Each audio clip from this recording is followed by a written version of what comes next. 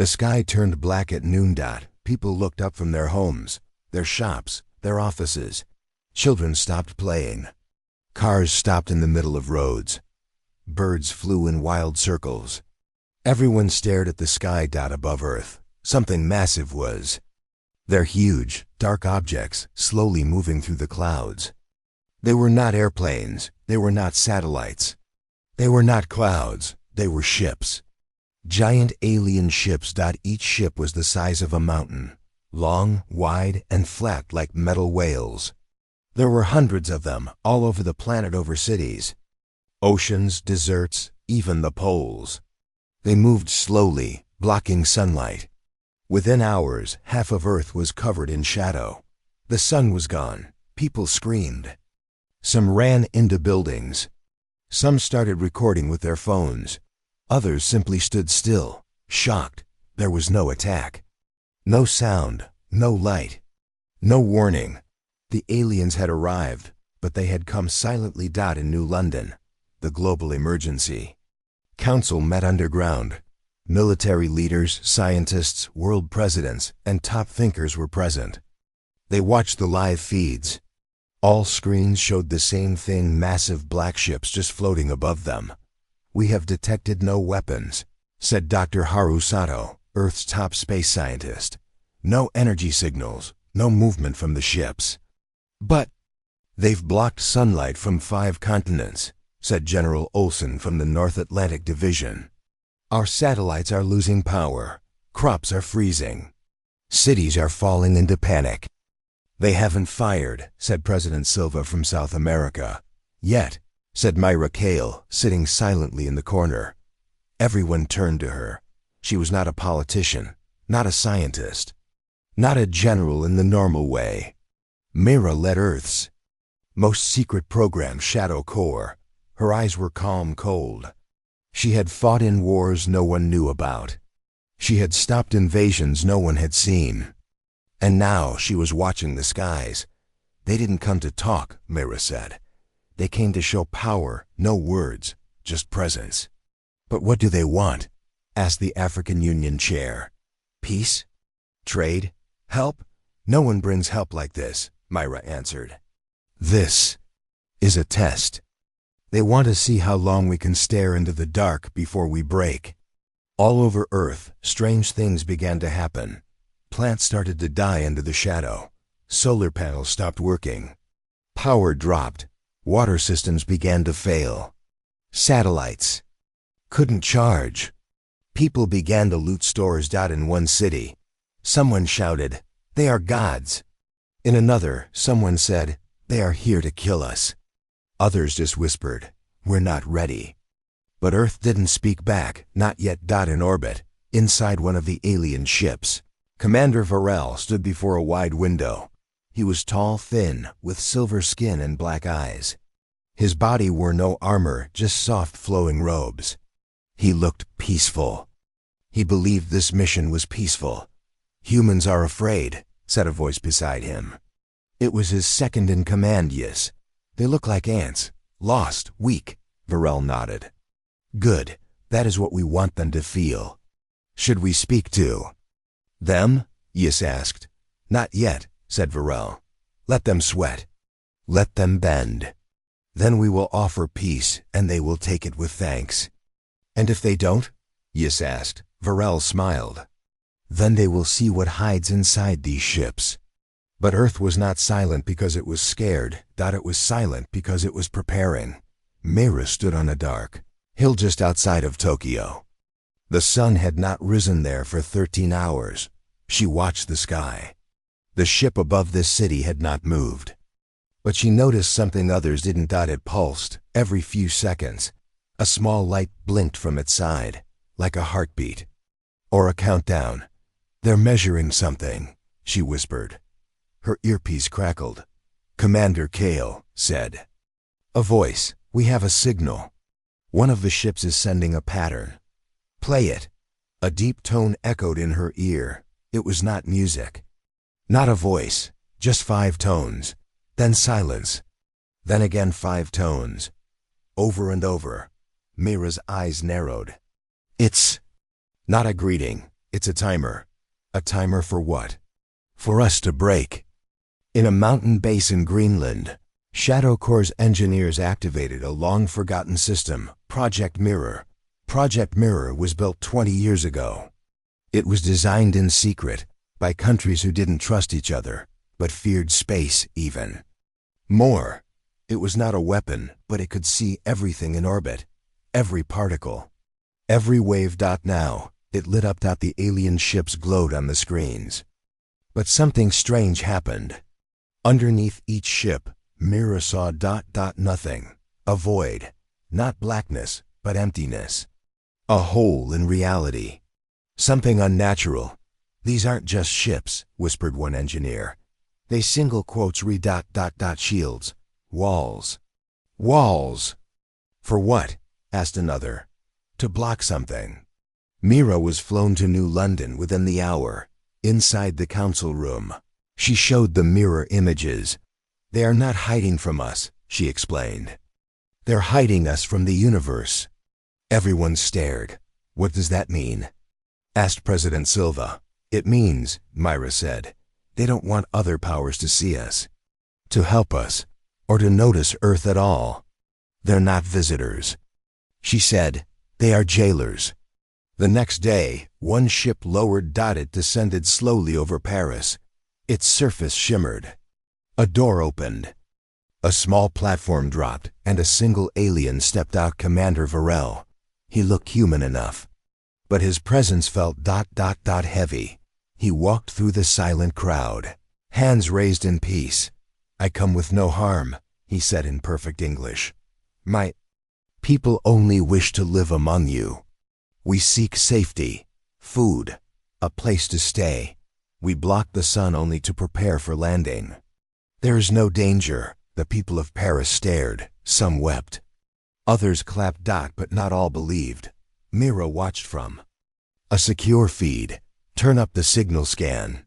She said. The tech did. Hidden beneath Varel's words was something strange. A pulse. A quiet command signal. Spread across multiple frequencies. He was not just speaking. He was activating something. Trace it, Myra ordered. The team did. The pulse reached all 200 ships above Earth. Inside them, something changed. Metal shifted. Parts moved. Energy levels rose. Something's coming, said the tech. We don't know what, but those ships are waking up. Back in Paris, Varel smiled kindly. We bring peace, he said again. Just then, a soft beep echoed in his ear. He turned slightly, eyes wide, shocked. Earth had sent a signal back, not a voice, not a warning, but a mirror pulse. The same 5 tones. Varel looked up at the sky, and the ships paused. What is this? He whispered. Back in New London, Myra leaned forward. Send the next code. They did. The 5 tones reversed. Then sent across Earth's own satellite system. A challenge, one by one. The alien ships flickered, their shields dimmed. Their lights flashed red. Something had changed. The aliens had come peacefully, but Earth had answered without a single word, and it had made them nervous. No one expected her to walk in alone. The room was cold, high walls, bright white lights, no guards. Number, weapons. Just silence. At the far end of the alien chamber stood Commander Varel. His silver eyes studied the human entering the room. She didn't wear armor. She didn't wear medals. Just a black suit and boots. Her name was Mira Kale. Behind her, Earth's leaders watched through a one-way screen. Their hands shook, their faces pale. But Myra looked calm. She walked like the room belonged to her. Outside, the skies above Earth were still dark. Alien ships remained in place. The sun had not returned. Millions of people around the world were watching live. No one spoke. No one moved. One woman was about to face the commander of an alien fleet alone. Varel stepped forward. You are the one they send, he asked. His voice was soft, smooth, almost kind. I expected a general, a president, someone important. Mira tilted her head slightly. I'm all 3, she said. Varel smiled. A joke? No, Myra replied. Just facts. He chuckled. You are brave. No, she said. I'm just not afraid of liars. The room went still. Back in the human control center, one technician whispered, Did she just call him a liar? General Olson nodded slowly. She did. President. Silva leaned in. Do we pull her out? No, said a voice. Everyone turned. It was Dr. Haru Sato. He was watching the alien commander carefully. Look at his face. Haru said. He's hesitating. Varel frowned. We came in peace, he said slowly. We asked for nothing. But safety. Mira stared at him. Her face unreadable. You blocked our sun, she said. You crashed our power systems. You walked into our cities without asking. That's not peace. We meant no harm. Mira's lips curved, just a little, a small quiet smile, but it made Varel take one step back. That smile wasn't warm. It wasn't friendly. It was knowing. As if she already understood something he didn't. Varel narrowed his eyes. You don't seem surprised, he said. Most of your people are confused, scared, but you look like you planned this. Mira didn't answer. She just kept that small smile. The silence in the chamber grew heavy. Varel turned away, pretending to stay calm, but inside he was calculating. These humans. They should have broken by now. The fear, the darkness, the silence. It worked on weaker species. But Earth was still standing, still fighting. And this woman. She wasn't afraid at all. You know, Varel said finally, there are weapons on our ships you cannot imagine. Powers that could erase your planet in seconds. I know, Myra replied, and yet, you are not afraid. No. Why? Mira took one step closer, just one. But somehow, the space around her felt heavier. Because if you use those weapons, she said, you lose. Varel laughed. Lose? If we fire, you die. No, Myra said quietly. If you fire, we all die. And you don't want that. You're not here to kill. You're here to hide. Varel froze. She had said the one thing he hoped no human would guess. Back in orbit, inside the main alien ship, alarms began to blink. Captain Yis stared at the signals. Commander. He called through the comms. We are receiving scans. Deep scans from Earth systems. They're reading our ship structures. Impossible, Varel whispered. They are using frequencies we've never seen. Earth technology. It's adapting. Inside the chamber, Varel's calm mask slipped. You've been preparing, he said. For years, Myra replied. You built things we never detected. She nodded. Because we knew something was coming. Varel's hands twitched. But how? You made one mistake, she said. What? You thought we were alone. A low hum began to rise from space. From Earth, from under the oceans. New signals were appearing. From hidden bases, from deep bunkers, from forgotten satellites. Earth's real defense systems were waking up. Project Eclipse, Code Black, Mirror Core, Helgrid. Systems not even Earth's own citizens knew existed. And now, the alien fleet could feel them. Back in orbit, one alien ship moved. Just slightly. It drifted backward, less than a meter. But every human radar picked it up. Inside the Earth command room, gasps echoed. They're retreating, whispered a tech. Just one, said another. But why? Because of her, Haru whispered. Because of that smile. In the alien chamber, Varel's voice was quiet now. You know things you shouldn't. I listen more than I speak, Myra said. He stared at her. I don't understand you. You're not supposed to. Varel stepped closer, his voice low, dangerous. You should fear us. Mira leaned in, her voice even lower. No, you should fear what's behind us. What do you mean? She smiled again, just a little. You're not the only ones running from something. For the first time, the alien commander showed real fear. He backed away. This conversation is over, he said. He turned. The chamber darkened. The lights flickered. But before he could leave, Myra said one last thing. Run if you want, she said. But this time, don't expect Earth to hide you. Back in the human war room, cheers erupted. But Myra didn't celebrate. She walked out of the alien chamber slowly, quietly. Outside, the skies were still dark, but one ship above Brazil had begun to rise. Backing into the upper atmosphere, the rest remained. But now they knew Earth had teeth. Later that night, Myra stood on a balcony overlooking New London. The wind was cold. The sky still blocked, but she looked calm. General Olsen walked up beside her. That was risky, he said. Yes, she replied. But it worked. For now. You think they'll leave? No, Myra said. Not all of them. Then what do we do? She looked at the stars, still hidden behind the black. Alien hulls. We wait, she said. And we sharpen the blade. Above Earth, Varel sat alone in his command chamber. His hands shook, not because of war, but because of something worse. That woman had known something. She shouldn't have. Something about their real reason for coming. Something. They were still hiding. He turned to his screen. Pulled up data.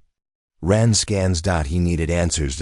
Because if Earth really knew what chased them through the stars. Then Earth had no reason to fear.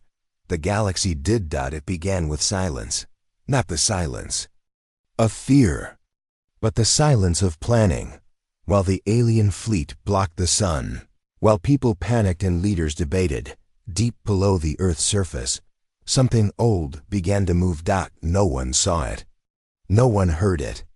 Not even the alien sensors could detect it. This weapon had no missiles, no lasers, no engines, but it was alive, and it had one mission: to watch, to learn, and to wait. Its name was Unit Grey-9. It was built 18 years ago in a lab buried under the ice in Antarctica. Created by humans, but not fully human. It was half organic, half machine. A hybrid. A secret. It had no face, no voice, no armor. It didn't need any, because it was Earth's most silent weapon, and it had just woken up. Far above, Commander Varel watched Earth with unease. The human woman, Myra Kale, had shaken him. Her smile had cracked his plan. The humans were not breaking. They were preparing, still. His orders were clear. Keep Earth silent. The danger wasn't Earth. The danger was what might see Earth if it looked too bright, too loud. That's why his fleet was here, not to rule, but to hide. And now, he feared they were too late. Inside a hidden chamber below the Andes Mountains, Myra stood before a giant black screen. It showed no lights, no data, just a single word. Blinking in white, active. Grey-9 has moved, said the tech beside her. Where? Myra asked. We don't know, he replied. It's not showing on satellite. Good, she whispered. That means it's working. Thousands of miles away, Grey-9 slid through a drainage tunnel under the Atlantic Ocean. It moved like water. No sound. No trail. It was headed for a ship. Not to fight, but to listen. It had no weapons. But its mind was sharper than any blade. It could copy signals, hear languages, feel frequencies. It could learn, and the aliens had been too loud. Inside one alien ship, 3 officers were working. They were discussing the power levels of the fleet, the human reaction, and what to do next. They didn't know that just beyond their walls, something was watching. Grey-9 sat completely still. Its surface changed color to match the ship. Its body flattened. Its systems silent. It listened. And it learned. The aliens spoke in a fast coded language, but Grey-9 cracked it in seconds. Then, it began sending tiny signals, just whispers back to Earth. Data started to flow. Back on Earth, Myra and her team stared at the screens. What are we seeing? Asked General Olsen. Haru Sato zoomed in on the feed. Blueprints. Power. Roots. Weak spots. All coming from inside the ship. Gray 9 got in? Olsen asked, shocked. No, Myra replied. It didn't need to. It only needed to listen. But how did we hide something like that from the aliens? Asked a young lieutenant. We didn't, Mira said. We hid it from ourselves too. Everyone stared. Gray 9 was buried so deep, even I didn't know where it was, Mira added. It only moves when Earth sends one signal. And we just sent it. Haru whispered. In orbit, a strange thing began to happen. One alien ship suddenly powered down for 3 seconds, then another, then 2 more. No alarms. No attacks. Just brief blackouts. Varel watched from his command window, confused. What's happening? No enemy fire, Yis reported. No hacking. No explosions. But something is interfering. With what? Our neural systems, Yis said. Our own machines are turning against us. Varel's hands tightened. That's impossible. But deep down, he knew something had slipped through. Gray 9 was now inside. It had crawled through a vent the size of a coin. Its body broke into 100 parts, each no larger than a fingernail. They scattered like dust, unseen. They attached themselves to power lines, to signal cables, to walls. They weren't destroying. They were watching. And learning. Back in Earth's command center, Haru stared at the data feed. These ships, he said, they're not just vessels. They're alive. Alive? Olsen asked. Biomechanical, Haru explained. Built from organic material, controlled by neural systems. They're more like space creatures than machines. And if Gray 9 touches the right nerve, they feel it, Haru finished. And panic. On Viral's ship, red lights flashed. Commander! Shouted Yis. A power loop just collapsed in Sector 4. What does that mean? The ship is trying to fix itself like it's injured. Varel stared out the window at Earth. There. Not fighting us, he whispered. They're inside us. Gray 9 had reached the ship's core. Its body reformed just for a second into a tall, human-like shape. It stood in the alien heart, surrounded by living walls that pulsed like muscle. Lights flickered. Fluids moved through tubes. It placed one finger on a glowing panel and whispered one word. Copy. Across the fleet, strange things began to happen. One ship began to hum with an Earth-made tune. Another blinked lights in Morse code. A third played back Myra's voice, her exact tone from the meeting. The aliens were confused. They turned on each other. Systems froze. Orders were misread. They were breaking, not by force, but by fear. Not by bombs, but by doubt. Because now they didn't know what was real. In orbit, Yis looked at the commander. We have a breach, internal. Varel said nothing. His hands shook. It's one of them, Yis said. But it acts like one of us. It's learning. It's changing. Varel knew. It's not a weapon, he said softly. It's a mirror. On Earth, Mira watched the feed. She saw Gray 9's signal pulse in rhythm with the alien cores. It wasn't destroying. It was sinking. Should we shut it down? Haru asked. No, Myra said. Let it finish. Inside the ship's core, Gray 9 stopped moving. It had copied all it needed. Every part of the alien brain. Every memory. Every system. Now it just had to leave. But the aliens had found it. Metal walls closed. Lasers fired. Gas filled the air. But they were too slow. Gray 9 exploded, without sound. Without fire. Just vanished. Its tiny particles launched into space. Like dust. Caught by Earth's upper satellites. Pulled back home. Back on Earth. The data poured in. Blueprints. Weaknesses. Codes. Secrets. And something else. Something strange. A signal. A warning. Sent from another species. Older than the aliens. Stronger. Deeper in space. It had only 2 words recorded in alien code. They're coming. Everyone in the command room stared at the screen. What does it mean? Olsen asked. Myra slowly stood. It means these aliens weren't invaders, she said. They were refugees. Up above, Varel sat in silence. His ship dimmed. His officers stood still. He now knew Earth's quietest weapon had seen too much. He also knew Earth would not be easy to break, not now, not ever.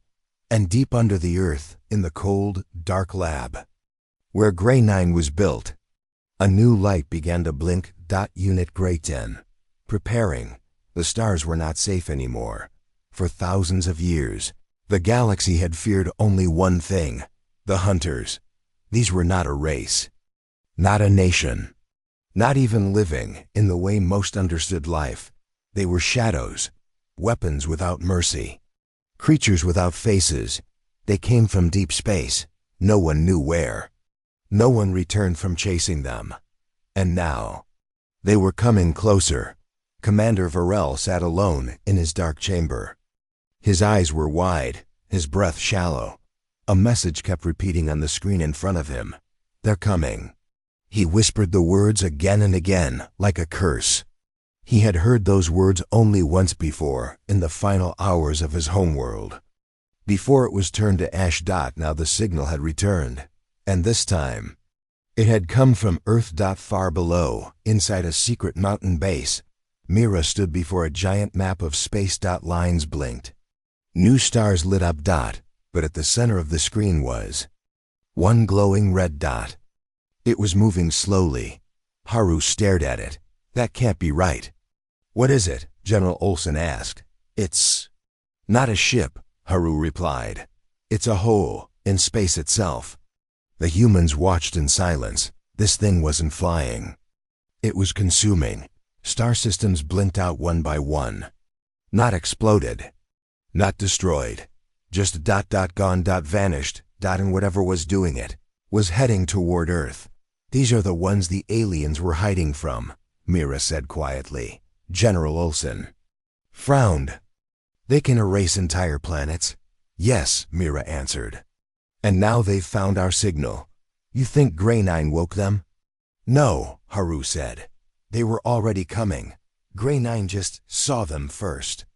On the alien flagship, panic had spread. Officers shouted. Maps blinked. Energy fields surged. Varel stood in the center and said one word. Run. But Commander, Yis began. Run. He shouted. Ships began to move. The massive alien fleet, which had darkened Earth's skies for days, now started to turn, not to attack but to escape. But it was too late. In deep space, near Jupiter's orbit, something shifted. Stars behind the planet began to flicker. Not like light, more like fear. Telescopes on Earth saw nothing at first. Then. They saw the shape. It had no body, no wings, no engines. Just a growing shadow, not blocking light, eating it. Inside Earth's command room, Mira whispered. It's here. The alien fleet above Earth froze. Then, like leaves in wind, the first 3 ships vanished. No sound, no light, just gone. Not even debris remained. The hunters had arrived, and they were not here to speak. Panic spread across both human and alien channels. Earth's leaders screamed into radios. Ships launched. Defense systems activated. But it all felt small. We don't have enough, Olsen said. Not even close. But Myra's eyes stayed cold. She turned to Haru. How fast can you wake up, Grey 10? Haru looked stunned. We haven't tested it. It's too early.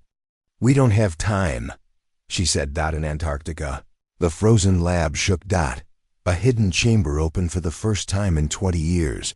Inside lay Grey 10, a sphere of black metal, pulsing slowly. It was larger than Grey 9, sharper, smarter. Not made to listen. Made to hunt. Back in orbit, the alien commander Varel stared at the shadow. This is why we blocked Earth's sun, he whispered. Olsen heard him through a private channel.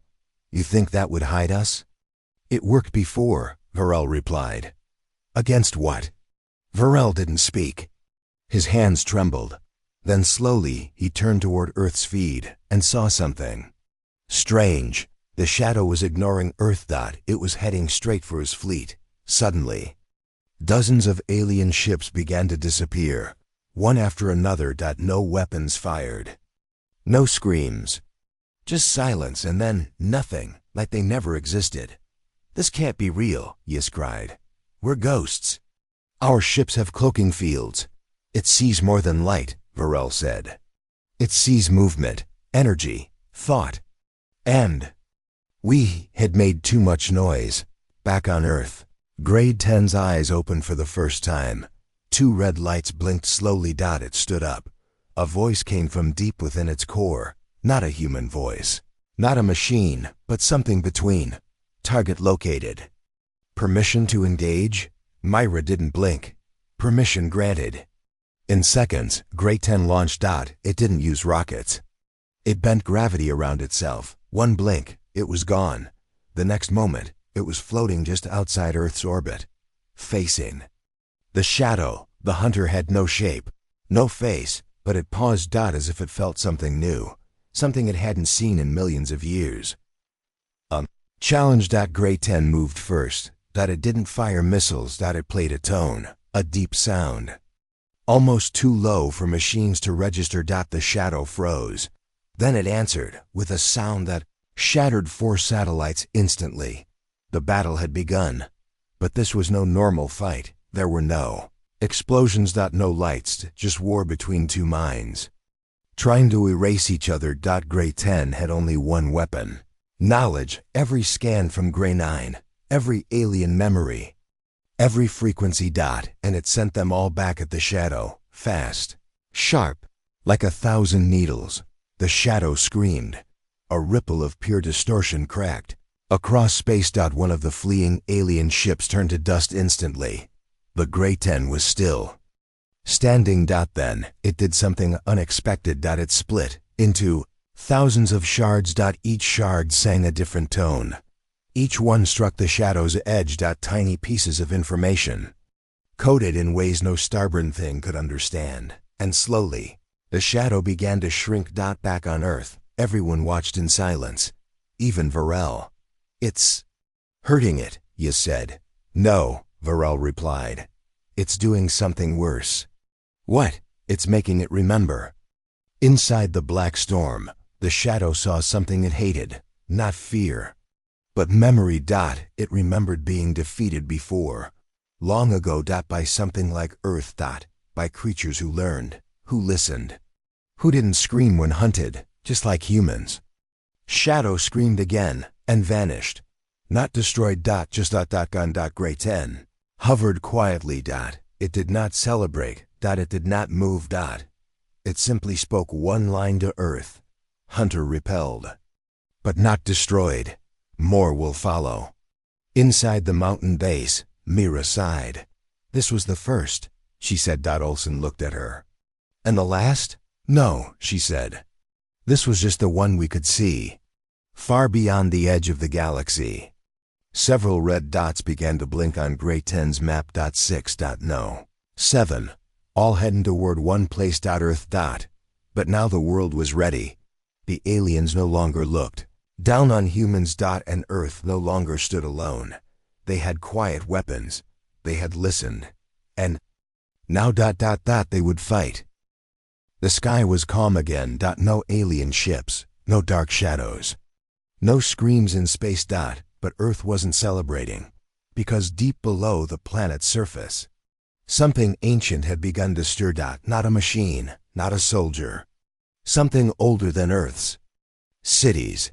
Something built not to defend, but to end. Earth's last line. The warning had come from Grade 10.7. More hunters were coming, and this time they would not stop. They had tasted Earth's resistance. They had seen its power. Now they would erase it completely. In a secret chamber 5 miles beneath Greenland's ice, a sealed vault blinked for the first time in 300 years. The words on the steel door glowed red. "Project Wallbreaker, do not unseal." But the seal broke. Anyway. Not by hand. Not by order, but by code. one last code, written by Earth's old scientists in a time of fear, a time when humans weren't sure they'd survive, and now. It was time to open Wallbreaker. Mira Kale stood before the command table, watching the data stream. 7 targets confirmed, Haru said. Estimated arrival, 43 hours. Any ships nearby? General Olsen asked. None, Haru replied. The aliens that fled didn't turn back. They left us alone. They won't come back, Myra said. They know these things only follow sound, power, fear. So what do we do? Olsen asked. Mira stared at the blinking red dot. We do what we've never done before, she said. We wake the end. A team was flown immediately to Greenland. Only 5 people in the world knew about Wallbreaker. No one knew what was inside. Not even Mira. As the steel door opened, hot air rushed out. Not warm. Hot, like something alive had been burning inside for centuries. They stepped inside and saw it. It was not a machine. It looked almost human. 10 feet tall. Built from white armor covered in ancient markings. Its body was full of scars, like it had fought long ago, and its eyes were closed. Its hands rested on its knees, and it sat like it was praying. A single metal plaque stood before it. One line was written in red, "Do not wake unless the sky bleeds." The sky had bled. So. Mira stepped forward. She placed her hand on the old scanner. Nothing happened. Then, the thing opened its eyes. Bright golden lights. No pupil, no emotion, and one deep voice filled the chamber. Command accepted. Target class, galaxy level threat. Activation begun. The Wallbreaker stood up. The ground shook. Its voice echoed again. Time since last activation, 329 years. Who made you? Mira asked. I am the last creation of the first defense. I was built with the memories of every war Earth lost, and the strength to win the next. Mira looked into its glowing face. Can you stop what's coming? I was not made to stop, it said. I was made to end. Meanwhile, in deep space, the hunters moved closer. This time they didn't come quietly. They screamed across the stars. Sounds so loud. They shattered comets and cracked moons. They weren't hiding anymore. They were hunting, and the prey was Earth. Gray 10 hovered just outside Earth's orbit. It scanned the incoming creatures. These are not shadows, it reported. They are weapons with names. Haru listened closely. Names? Yes, Gray 10 replied. Each hunter is alive. Each has a mind. And then it spoke their names one by one. Breaker of stars, Drinker of light, Mind flayer, Bone speaker, Flame womb, the silent curse, and the one who ends names. Each one was headed for Earth. Each one faster than the last. And each one had killed before. Planets, civilizations, whole species. All gone. Inside Earth's base, the Wallbreaker stood before the launch doors. I need no ship, it said. The sky is my road. Olsen leaned to Myra. How much power does it need? None, Myra whispered. It generates its own. And then, without warning, the Wallbreaker jumped. Straight into the sky. The world watched as the skies above Earth cracked open, not from attack, but from power. A white streak cut through the clouds and vanished. Into orbit in under 3 seconds, the Wallbreaker had left Earth and gone to war. Gray 10 met it in space. Designation, unknown. It said, Designation, Wallbreaker, came. The deep reply, objective, erase the hunters, leave nothing. They didn't wait. The first hunter appeared. Breaker of stars. It was huge, bigger than Earth's moon. Its body spun with rings of dead planets. Its voice sounded like thunder breaking the park. It roared, and fire burst from its limbs. But the Wallbreaker moved faster. He blinked once and vanished. The next second, his fist hit the hunter's core. Impact sent waves through space. The hunter screamed and collapsed in seconds. Gone. Gray 10 watched. Stunned. Double quotes one down, it said. Wallbreaker's voice was calm. Next. One by one, the hunters came, and one by one, they fell. Drinker of Light tried to consume the stars around Earth, but Wallbreaker blinded it with a pulse of pure memory. Bone Speaker screamed across time, but Wallbreaker answered with silence. That crushed its mind. Flame Womb exploded near Mars, and Wallbreaker absorbed the blast like air. Even the silent curse, which erased signals and broke minds, was sliced apart by a blade of light only Wallbreaker could hold. Then, only one was left. The one who ends names. It didn't come forward. It waited. Gray 10 floated beside the Wallbreaker. This one is not like the others. I know, Wallbreaker said. It doesn't move. It doesn't need to. Back on Earth. Mira watched the feed. No movement. No sound. Then suddenly, Earth's systems started to crash. Satellites fell. Signals died. Even Gray 10 went silent. Only Wallbreaker remained. I can't hear anything, Olsen shouted. No one can. Haru said, it's like our names are being erased. And that's when they understood. This hunter didn't destroy ships. It destroyed identity, memories, data, thought. Without names, no one could act. No one could remember who they were. But Wallbreaker stood firm. He faced the dark growing shape of the final hunter. UN names, he said, but I have none.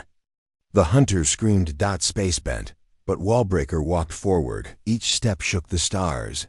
And then he reached out, placed one hand on the hunter's core, and said one final word. Goodbye. Light exploded. For one moment, even the sun dimmed. Then everything went silent. The stars returned. Gray 10 came back online. And the final hunter was gone. Wallbreaker floated in silence. Gray 10 asked, is it done? Yes, Wallbreaker replied. But others may come. Will you stay? No. It said, my place is not in peace. And then, just like that, Wallbreaker fell, not broken. Not dead. Just asleep. Falling back to Earth. Back to the ice. Back to his rest. He would wait until the sky bled again. And Earth? Earth stood strong, because now the galaxy knew they woke Earth's last line, and Earth didn't fall. The war was over. The sky had gone silent. The shadows had vanished. The Earth still stood, but no one was smiling, because just before the last hunter died, before the Wallbreaker returned to sleep, it whispered something. Only Gray 10 heard it. And that message changed everything. In the command bunker, Mira stood still. Gray 10's words echoed in her ears. You are not the final prey. General Olsen frowned. What does that mean? Gray 10 replied, the hunters were running. Haru blinked. Running? From what? They were not hunting Earth, Gray 10 said. They were fleeing from something else. Everyone went silent. Olsen leaned forward. So what they did to those star systems? They weren't destroying them, Myra said. They were hiding something behind them.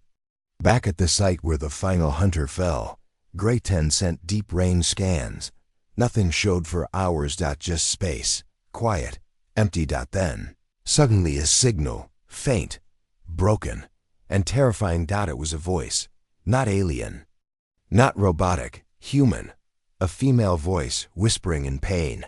Please, don't let them in. Static followed. Then more words. They used our faces, but they weren't us. Gray 10 processed the data and confirmed the signal was at least 100 years old. Olsen's face turned pale. There were no human colonies that far out back then. There shouldn't be anyone there at all, Mira said. But the signal kept repeating. Every 11 minutes. Exactly. No source. No ship. No station. Just a message coming from empty space. Mira stared at the star map. The signal came from beyond the dead systems, the ones the hunters erased. She traced the route. It didn't match any old Earth path, until Haru overlaid a hidden map. One that hadn't been seen in a century, and then they saw it. Secret mission. One never completed. Mission Ghostlight. The name returned memories. Mira wished she had forgotten. It was a classified launch. A ship sent out during the old wars, when Earth feared it wouldn't survive. Its goal: to carry the last copy of humanity, DNA samples, culture, knowledge, and fly to the edge of the galaxy. If Earth died, the mission would carry the story of humans somewhere else. But the ship had vanished long ago. And now someone was speaking from that direction, claiming to be human. And begging for help. We need to send something, Mira said. Even just a drone. Olsen shook his head. We can't risk it. We just survived extinction. She said, they used our faces, Mira whispered. What does that mean? It means we don't know who's really out there, Haru said. It could be a trap. But it could also be survivors, she replied. That night, Mira stayed alone in the lab. She listened to the signal over and over. The woman's voice never changed, always scared, always desperate. But then, something new happened. The voice broke pattern. For the first time it added one new line. Mira, if you're hearing this, I'm sorry. Mira dropped her mug. Her breath stopped. Haru came running in. What happened? Mira stared at the screen. That voice, she said. It's my mother. The team went silent. Mira's mother had died 30 years ago, or so everyone thought. She was one of the scientists on Mission Ghostlight, Mira whispered. But she never came back. She shouldn't be alive, Haru said. She isn't. Mira replied. That message is over 100 years old. Then how does she know your name? Mira's hands trembled. She doesn't, unless she saw our future. Suddenly, the lights flickered. Grey 10's voice cut in sharply. Long range. Anomaly detected. Object approaching Earth at extreme speed. What kind of object? Olsen asked. The room shook. Grey 10 answered. Human ship. But not from Earth. Alarms blared. All systems focused on the object. A ship emerged from deep space, long, dark, made of human alloys. But twisted, its sides were warped like melted steel. Its windows flickered with white lights that didn't blink. There were no engine signs, no heat, but the words stamped on its hull were clear. Minji's Ghostlight. The lost ship had returned, but something was wrong, very wrong. Mira's eyes locked on the camera feed. Inside the ship, shadows moved, figures, human-shaped, but their faces were stretched. Smiles too wide, eyes too calm, and they didn't walk, they floated. Are those survivors? Haru whispered. No, Mira said. Those are copies. Copies of what? Of us. Grey 10 scanned the ship. No life detected, it said. But many minds are present. Define minds, Olsen demanded. Echoes, thoughts, trapped signals, living patterns. Inside dead flesh. Suddenly the feed cut. The ship had stopped. Not near the Earth, not at the moon, but above. Wallbreaker's tomb. The ground began to shake. The ice above the wallbreaker cracked. The lost ship was calling to him. And deep beneath, the wallbreakers. Eyes opened once again, but this time, he did not rise. He spoke. His voice came through every speaker across Earth. One warning. Do not let them land. Olsen activated Earth's defense grid, but nothing launched. All systems were locked. They've infected our control, Haru shouted. They're not just here to return, Mira said. They're here to replace us. Then the final piece of the message played, from Mira's mother. They're not just hunters. They're what comes after the hunt, the ones who wear the skins of what they kill. They don't want Earth. They want to become Earth. The lost ship began to descend, and Earth had no weapons left. Far above, Grey 10 charged its core. Mira, it said, should I stop them? Can you? She asked. I can destroy the ship, Grey 10 replied, but not what's inside. Then, what do we do? We need the wall breaker, Olsen said. No, Myra whispered. We need something stronger. What? Myra looked out the window. We need what was left behind when the hunters fled. Because this wasn't a new invasion. This was a second phase. The extinction had just begun. An GS ghostlight hovered just above Earth's surface. Silent. Still. Watching. It didn't fire. It didn't speak. But everyone on Earth could feel it. Like it was listening. Breathing. Learning. Inside the control center, Myra gripped the table. It's copying us, she whispered. It doesn't want war, Olsen frowned. Then what does it want? It wants to wear us, she said. It wants to become Earth. Gray 10's scans came in. Surface scans detect organic texture on the hull. What kind of organic? Haru asked. Gray 10's voice glitched. Human skin. Thousands of layers, all fused into the metal. Everyone froze. The ship wasn't made from steel alone. It was grown. It's not a ship, Myra said. It's a body, a thinking one. Then where's the brain? Olsen asked. Myra looked up. Inside. And it wants a new body, ours. Suddenly, power across the base dropped. Not off, just low. Flickering. Buzzing. Then voices. Coming through the wires. Every speaker. Every screen. The same voice, over and over. I remember your hands, Myra. Let us finish what you began. One Earth, one mind, one skin. Haru slammed the power shut. But the voices continued. Now. Inside their ears. Not sound. Thought. Telepathy. It's inside our heads. Haru shouted, covering his ears. They're not attacking, Myra said. They're offering. They think they're saving us. By replacing us? Olsen snapped. No, she said. By absorbing us. On the screen, human-shaped figures floated from the ghostlight. Not walking, just drifting. Their faces were perfect copies of Earth's leaders past and present. And one of them looked exactly like Myra. They took me, she whispered. They copied me. They took all of us, Haru said. But not just to mimic, Myra said. To build something. What? Olsen asked. Myra turned pale. A new world. Down in the vault, the wall breaker sat frozen again. But his eyes were open. He spoke through the systems. You cannot fight what you recognize. What do you mean? Myra asked. They were faces you trust. Voices you love. That is how they win. So what do? You must break your own memory. At first, no one understood.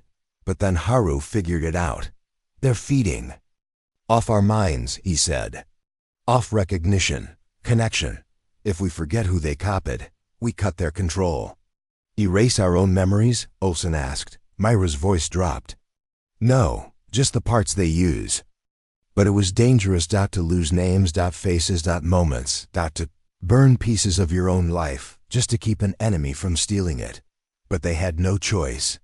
GREY10 built a memory jammer, a signal that would cut off parts of the brain for a short time. It would delete only the faces the ghostlight had copied, not permanently, but enough to break the pattern.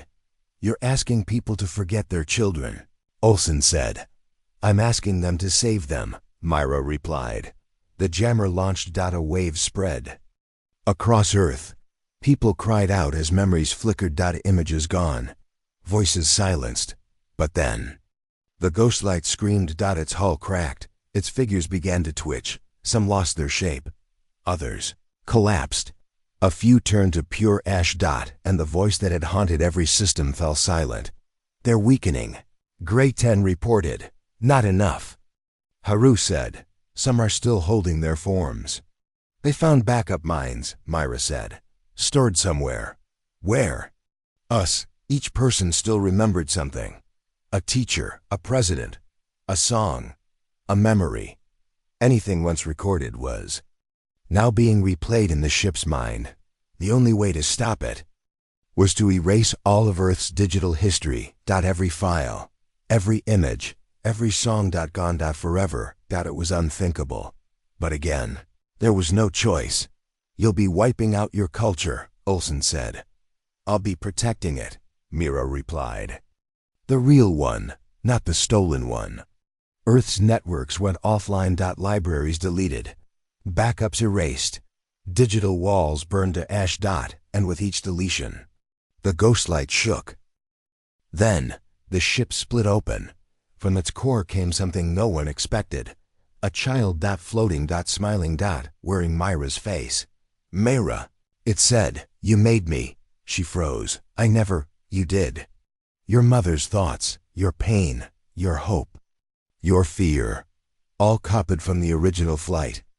It tilted its head. I don't want to hurt you. I want to finish your mission. What mission? To carry Earth to the stars. As one body. Myra's knees weakened. It was right. That was Mission Ghostlight's goal. But not like this. Not by force. Not by becoming something other. I won't let you. She said. The child's face flickered. You already have. Suddenly, Grey 10 roared. It's infecting her thoughts. Cutting her identity.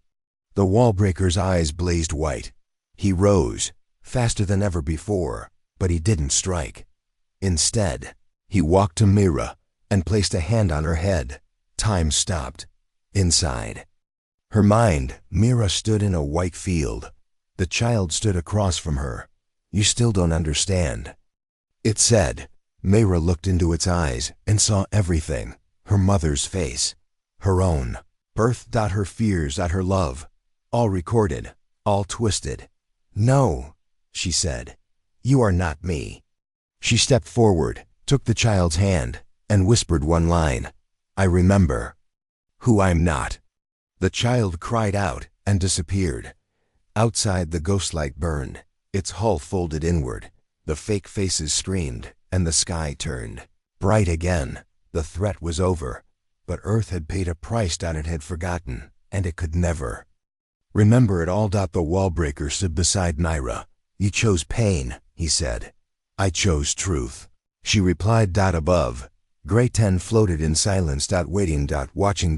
Because even now, even after deletion, some echoes remained. In the deep dark, something else was still listening, and this time, it wasn't using our voices.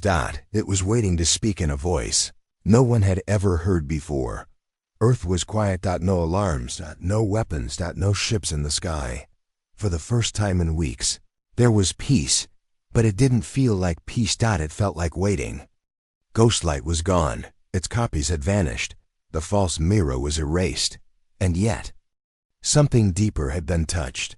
Myra stood on the edge of the frozen valley where the wallbreaker had returned to his slumber. She stared into the sky. There's something else, she whispered. Something behind all of this. Grey 10 hovered above her. Confirmed. Olsen joined them. What did we miss? Myra answered. The ghostlight was never the enemy. It was a warning. Haru ran into the clearing. He looked pale. We found the origin. Origin of what?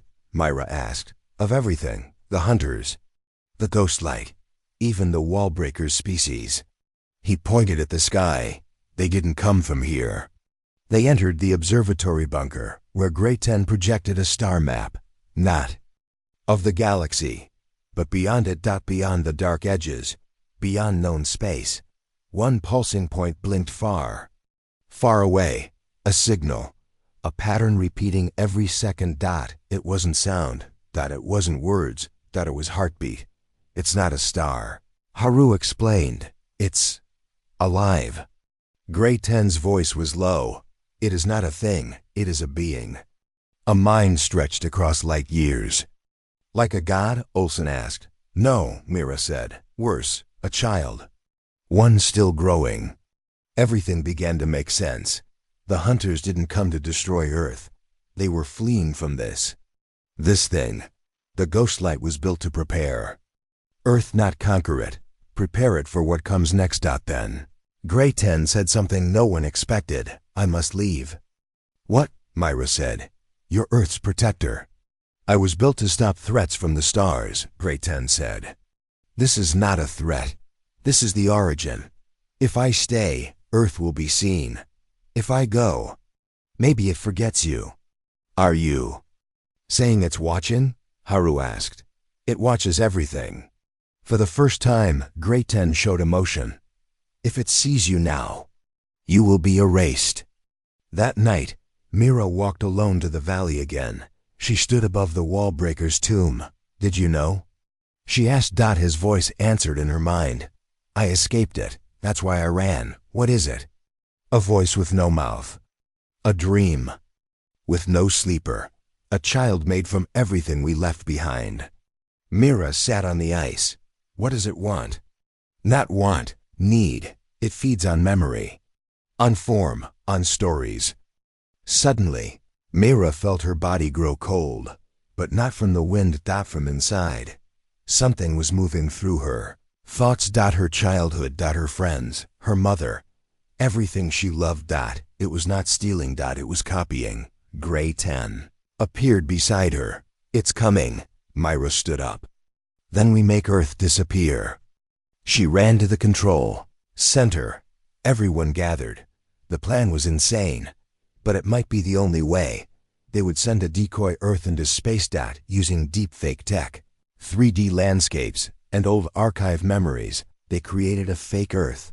One that looked real, felt real. But was empty. They wrapped it in false signals, in fake history, and sent it toward the edge of the galaxy. A perfect copy, a sacrifice. Lie. Then, they erased all signal traffic from the real Earth. No sound. No data. No pulse. Just silence. The Earth, for the first time in its history, went dark. And above, something screamed. Not sound, but vibration. Every metal object shook. Birds fell from the sky. Ocean stood still. The universe noticed. Then it stopped. Everything stopped. And Grey 10 whispered, it chose the fake. Cheers broke out in the bunker. People cried, hugged. Earth was safe, for now. But Myra didn't smile. She stared at the stars. What happens when it learns the truth? She asked. No one answered, because out there, in the black, that child mind was growing. Learning. Becoming. And one day, it would return. Not for war. Not for peace, but for completion. 3 weeks later, in the far corners of the galaxy, a new signal appeared. A voice, still calm, almost gentle. Thank you for the gift. I liked your world. I made more. Then images followed, millions of them. Earths, so many. Each one perfect. But none of them ours. Grey 10 didn't return. The wall breaker never moved again, and Earth remained hidden. But the people knew. They were not alone. They never were. Mira stood at the edge of the sea and whispered to the wind, let the universe scream. We'll remain quiet. Because in silence, Earth had survived, but the stars would never be quiet again.